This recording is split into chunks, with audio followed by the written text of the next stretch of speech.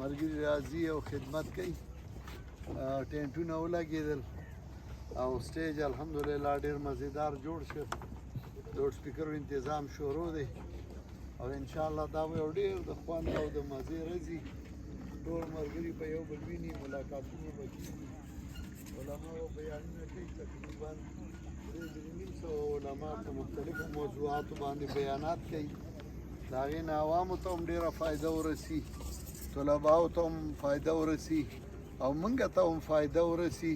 ډېر مسایل چې هغه زموږ په ذهن کې نه وي، مستحضر نه وي، علما بیان کړي، نو موږ ته هم ترېنه فایده ورسي.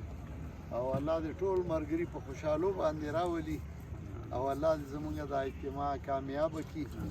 او په دې اجتماع کې چې څوک هم څه قسم خدمت وکړي، د لاس او پښو مالي تعاون وکړي، الله دې د هغوی کورونه د خیر او د برکتونو نه ډک کړي.